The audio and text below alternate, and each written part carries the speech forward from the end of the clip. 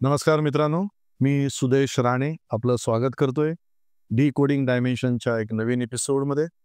आज आपल्याबरोबर आहेत ज्योतिषालंकार श्री बाळ गोसावी चिंदरकर गुरुजी. सर, मी तुमचं स्वागत करतोय डी कोडिंग डायमेन्शनच्या नवीन एपिसोडमध्ये.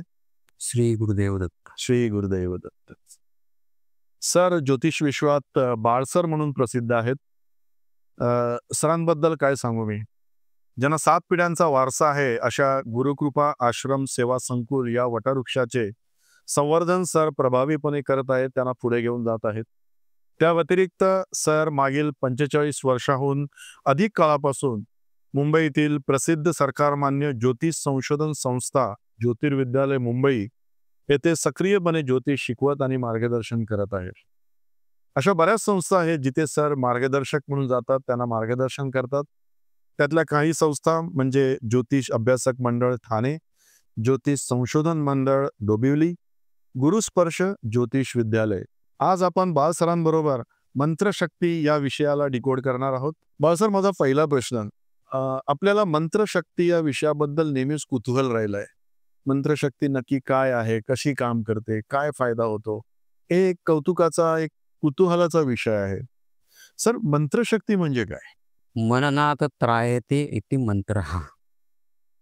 म्हणजेच ज्याचं मनन केलं असता संकटाचं हरण होते ते म्हणजे मंत्र. पण मंत्र जर आपण म्हणतोय मंत्रशक्ती, तर मंत्र ही शक्ती आहे, मंत्र ही क्रिया आहे की मंत्र हे शास्त्र आहे?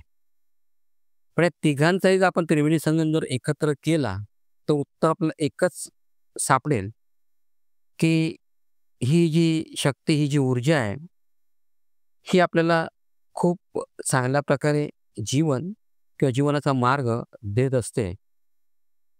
आणि या मंत्रशक्तीबद्दल जर थोडक्यात जर बोलायचं असेल तर दैनंदिन जीवनामध्ये एक छोटंसं उदाहरण जर आपण घेऊया की ज्या वेळेला एखाद्या घरामध्ये लहान बालक असते आणि ते जेव्हा लहान बालक असते आणि ते बालक जेव्हा सकाळी उठते तर त्याची आई त्याला दूर चालत घेऊन जाऊन उभी करते आणि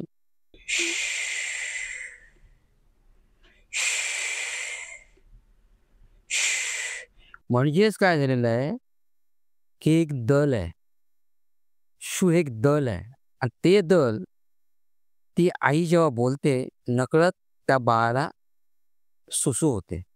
म्हणजे अशाच प्रकारे ही जी एक मंत्रशक्ती, मंत्रक्रिया आणि मंत्रशास्त्र यातलं एक मी छोटंसं तुम्हाला एक उदाहरण दाखल दिलं आहे. फार उत्तम प्रकारे तुम्ही समजावून सांगितलं की मंत्रशक्ती म्हणजे नेमकी काय असते. मंत्रशक्तीचा उपयोग साधारणपणे कशासाठी केला जातो आणि कसा केला जातो? मंत्रशक्तीचा उपयोग जर आपण पाहिलं तर जे दैनंदिन जीवन आहे ते नक्कीच सुसह्य होऊ शकेल, चांगल्या प्रकारे आपण ते जीवन जगू शकतो. आणि ही जी मंत्रशक्ती आहे ही जीवनाला एक सुसह्य करणारं एक औषध आहे असं मी आपल्याला सांगेन सर्वांना. फार मंत्र आहेत आपल्या धर्मशास्त्रामध्ये. फॉर एक्झाम्पल, ओम नमः शिवाय हा मंत्र म्हणला जातो आणि या मंत्राचा जापही कधी घरी लावला जातो. तर नक्की या मंत्राचा अर्थ काय आणि हा मंत्र आहे काय, ओम नमः शिवाय? आपण जर पाहिलं तर मुख्य म्हणजे त्याला पंचाक्षरी मंत्र असं म्हणता येईल, तो म्हणजे नमः शिवाय. 5 अक्षर याच्यामध्ये आहेत. नमः म्हणजे 2 आणि शिवाय म्हणजे 3. आणि ज्या वेळेला याला संपुट जर आपण म्हणूया, ओमचं जर आपण संपुट लावलं तर ओम नमः शिवाय म्हणजे हा षडाक्षरी मंत्र झाला. म्हणजे एकूण जी दल झाली, अक्षर झाली, ती 6 झाली. आणि हा पंचाक्षरी एक मंत्र म्हणूया आपण, एक ऊर्जादायक मंत्र आहे हा. सर, आणखी एक मंत्र आहे गायत्री मंत्र. हा गायत्री मंत्र आज 7 समुद्रापलीकडेही पसरला आहे. कॅलिफोर्नियामध्ये हा मंत्र बोलला जातो, हा मंत्र लावला जातो, स्कूलमध्ये लावला जातो, पब्लिक प्लेसमध्ये लावला जातो. मी असं ऐकून आहे की गायत्री मंत्र सकाळी जर बोललात तर त्याचा हा फायदा आहे, दुपारी बोललात तर हा फायदा आहे, संध्याकाळी बोललात तर हा फायदा आहे, रात्री म्हणजे तिन्ही सांजेला बोललात तर हा फायदा आहे. हे कोडं थोडं उलगडून सांगाल का सर? नक्कीच. मुख्य म्हणजे गायत्री मंत्र हा आपण जर गुरुमुखातून जर घेतला तर नक्कीच आपल्याला याचं उत्तर सापडेल. तर तद्वत सांगायचं म्हणजे हा जो मंत्र आहे, याला जर स्थळ, काळ आणि वेळ याचं जर बंधन आपण जर पाळलं किंवा जर पाळू शकलो, तर हा खरोखरच एक जीवनातली ऊर्जा देणारा मंत्र आहे. फक्त याचं महत्त्व म्हणजे लक्षात ठेवा, की हा उष्ण मंत्र आहे. याच्यामध्ये उष्णता आहे, प्रचंड ऊर्जा आहे आणि त्याच्यामुळे वेळेचं बंधन ह्याला पाळावं. कधीही आपलं उठलोय आणि गायत्री मंत्र पठण करतोय, तर असं करू नये. तर शक्यतो याला गुरुमुखातून जर घेतलात, तर खूपच आपल्याला अनुभव चांगले येतील.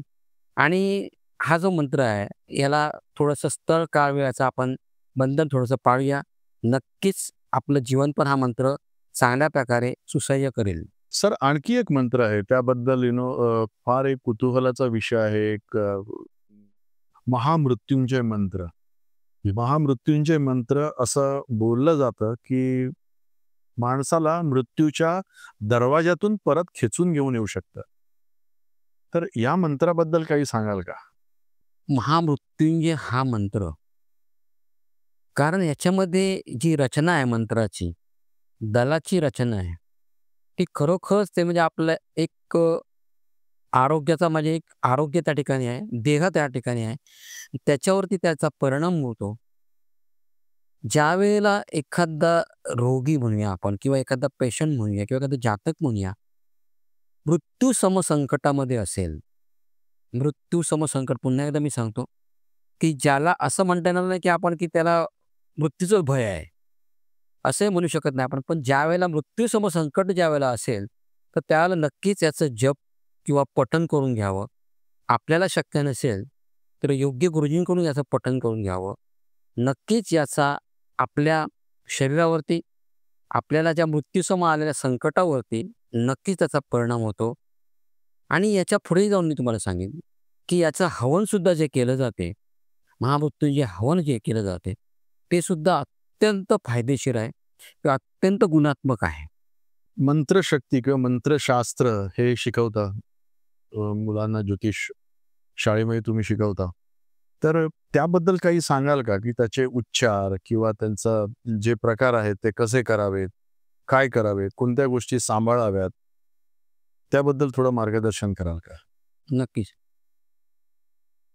मंत्राला जी संपुटं आहेत किंवा त्याचं जे पठण आहे, उच्चार आहे किंवा ध्वनी आहे, नाद आहे, लय आहे, त्याला ताल आहे आणि या जर सर्वांचा जर आपण योग्य संगम करून जर मंत्राचं पठण केलं, तर नक्कीच त्याचा फायदा होईल. काही वेळेला जी संपुटं आहेत, ती अतिशीतोष्ण आहेत आणि ती अतिशीतोष्ण असल्यामुळे त्याचा परिणाम पण तेवढाच होतो आणि त्यामुळे ही सगळी लय, ताल, नाद, स्वर या सर्वांचं जर आपण योग्य समीकरण म्हणा किंवा समीप जर साधलं, तर हे जे मंत्र आहेत, हे मंत्र नक्कीच आपल्याला चांगल्या प्रकारे संकटातून हे तारतात आणि संकट पण हरवतात. धन्यवाद सर. फार उपयुक्त माहिती मिळते तुमच्याकडून. पण एक एक प्रश्न मला विचारायचा आहे, की मंत्रशक्ती ही विशेष अडचणीच्या काळात कशी वापरली जाते? आणि दुसरं, ह्या मंत्रशक्तीला सायन्सशी काही जोड आहे का? नक्कीच. एक थोडं उदाहरण दाखल घेईल. विज्ञानाची जोड आहे असं पण म्हणूया, असेल असे म्हणूया. पण ज्यावेळेला आपण आत्ताच बघा एकादशी, आषाढी एकादशी झाली. सगळे वारकरी एका उद्घोषामध्ये चालत होते, वाटचाल करत होते. त्यातला ज्याला आपण जरी नुसतं विठ्ठल, विठ्ठल जरी घरात जरी म्हटलं किंवा जरी आपण विठ्ठल, विठ्ठल जरी म्हटलं, तर कदाचित असं असेल, तर विज्ञानाची जोड म्हणत असू, तर ज्यावेळेला एखाद्या व्यक्तीला हृदयाचे रोग जर असतील आणि त्या हृदयाच्या रोगाचा अगोदरचा त्याचा असलेला रिपोर्ट किंवा त्याचा पॅरा आणि हा ज्यावेळेला मंत्र तो विठ्ठल, विठ्ठल रोज ज्यावेळेला म्हणतो, तर ते नामस्मरण म्हणा किंवा तो मंत्र म्हणा जेव्हा तो उद्घोषतो आणि ते केल्यानंतर रिपोर्ट जर बघितला, तर आपल्याला नक्कीच आढळून येईल, की काहीतरी ते विज्ञानाची सांगड आहे किंवा या मंत्राचा त्याच्यावरती नक्कीच परिणाम झालेला आहे. सर, तुम्ही मला एक सांगू शकता, की असे कोणी मंत्र जे रोजच्या जीवनामध्ये आम्हाला फायदेमंद होतील, रोजच्या जीवनामध्ये आम्हाला फायदेकारक होतील? सांगू शकतो नक्की. जर आपल्याला एक वास्तूच्या संदर्भामध्ये म्हणा किंवा अन्य संदर्भामध्ये म्हणा किंवा ज्यावेळेला घरातील अडचणी किंवा इतरत्र ज्यावेळेला अडचणींची निर्मिती होते, की जिथे काही मार्गच सापडत नाहीये, की आता आपण हा प्रश्न ज्योतिषांना विचारूया, वास्तुतज्ञाला विचारूया, की अन्य कोणाला विचारूया. तर त्यावेळेला मी एक नक्की छोटासाच मंत्र एक सांगेन आणि हा जर मंत्र जर पठण केला आणि जर या मंत्राने जर उदक म्हणजे पाणी हे जर घरामध्ये जर सिंचन केलं, तर नक्कीच तुम्ही सांगाल की या या मंत्रामुळे किंवा याच्यामुळे आमच्यात परिवर्तन झालेलं आहे. तर थोडक्यामध्ये मंत्र या अपसर्पंतु ते भूता, हे भूता भूमी संस्थिताः, हे भूता विघ्न करता रस्ते, नश्यंतु शिवाज्ञया, नश्यंतु शिवाज्ञया, नश्यंतु शिवाज्ञया. थोडक्यात जर आपण म्हटलं तर गर्भित अर्थ हा आहे की शिवाच्या आज्ञेने या भूतलावरील आपल्या जी काही भूत म्हणा किंवा जी काही शक्ती आहे त्या शक्तीचा पूर्णपणे एक नाश हो ही एक आज्ञा केलेली आहे आपण शिवाला. असंच जर आपण मी तुम्हाला आणखीन जर एक मंत्र सांगेन या ठिकाणी तुम्हाला की सर्वथव कोणतंही पथ्य किंवा कोणतीही स्थळ काळ वेळ याचं बंधन नसलेला एक थोडक्यातला मंत्र आहे, तो म्हणजे चिमी चिमी स्वाहा. एक सांगू शकतो तुम्हाला, कधीही अशी एखादी समस्या निर्माण आपल्याला झालेली आहे की त्या समस्येचं उत्तरच सापडत नाहीये. कुठेतरी आपण प्रवासामध्ये आहोत, कुठेतरी चाललेलो आहोत, कुठेतरी आपण अडचणीमध्ये आहोत. एक साधी गोष्ट, पाणी तर आपल्याला कुठेही मिळेल.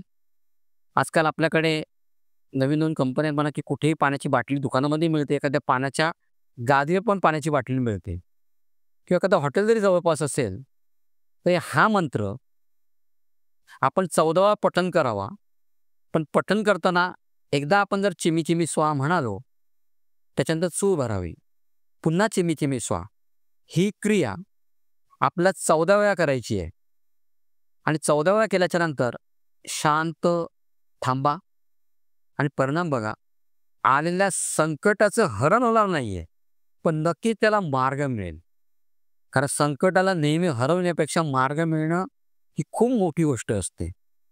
आणि जाता आणखीन पण तुम्हाला मी एक सांगेन की अशी पण आणखी वेळ आली, आपण सकाळी बाहेर पडलेलो आहोत, कामांमधला अडचणी म्हणा किंवा कामांमध्ये संकटांना आपल्याला तोंड देता येत नाहीये.